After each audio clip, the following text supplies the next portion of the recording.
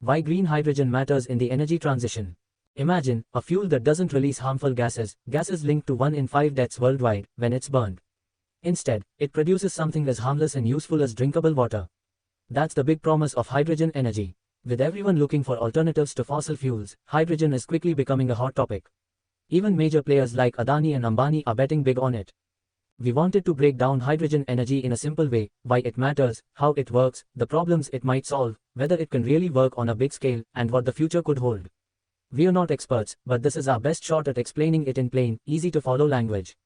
So, let's start with the basics. What is hydrogen energy?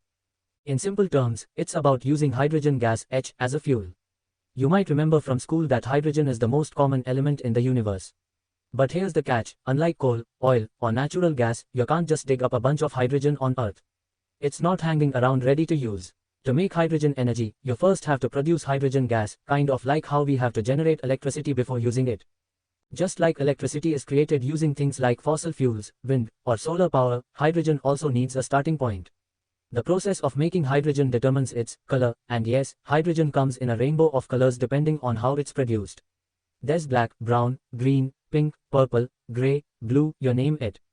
Source: Bloom Report. The one everyone's talking about is green hydrogen. It's made by using renewable energy, like wind or solar power, to split water into hydrogen and oxygen through a process called electrolysis.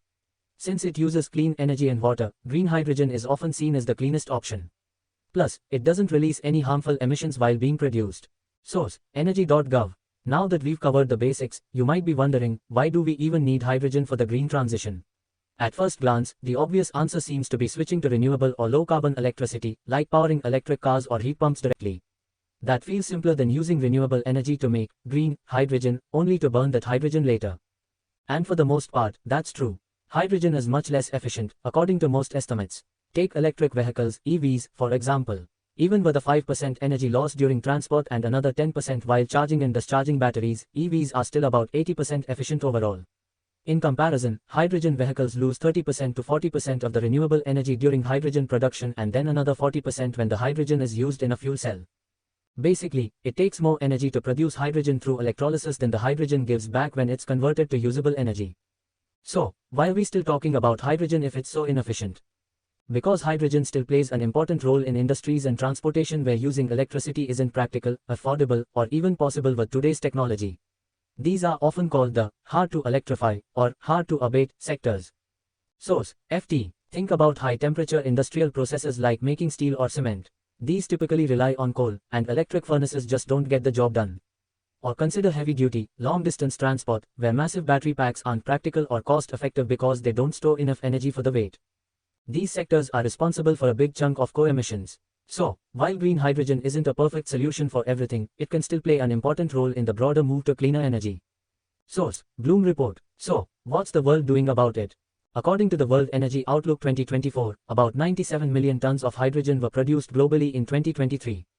To put that into perspective, we'll need around 500 million tons by 2050 to meet 10% of the world's energy needs, according to the Financial Times. The problem is that most of today's hydrogen is made by burning fossil fuels without capturing the carbon emissions. About 63% comes from natural gas, and another 20% is made using coal. Source: IEA. In 2023, less than 1 million ton of hydrogen could actually be considered low emissions, and even most of that was still made using fossil fuels, just with carbon capture technology. Carbon capture works by trapping carbon dioxide, CO, from power plants or factories before it escapes into the atmosphere. Once captured, the Colorado is either stored underground or used in other processes, like making certain products, so it doesn't add to global warming. As for hydrogen made by splitting water, electrolysis, it was less than 100,000 tons in 2023, and most of it came from China. The bottom line, the dream of a green hydrogen future, where renewable energy is used to make hydrogen from water, is still far from reality. Right now, most hydrogen is still being made the old-fashioned way, using fossil fuels. Now, let's talk about India's stance on hydrogen. In January 2023, India launched the National Green Hydrogen Mission. The goal is to produce 5 million tons of renewable hydrogen by 2030 and to become a leading manufacturer of electrolyzers. Source: PIB. Indian companies aren't holding back either. Here are a few examples. Reliance Industries, RIL, plans to become a net zero carbon company by 2035 and invest nearly 750 billion rupees over the next 3 years in renewable energy, with green hydrogen being a major focus. Indian Oil is setting up India's first green hydrogen unit at its Mathura refinery, where it will be used to process crude oil. Adani Group is starting India's largest hydrogen blending project in natural gas. But it's not all smooth sailing with green hydrogen. Many critics have raised concerns. High production costs and energy needs. Producing green hydrogen through electrolysis requires a lot of renewable electricity, making it much more expensive than fossil-based hydrogen.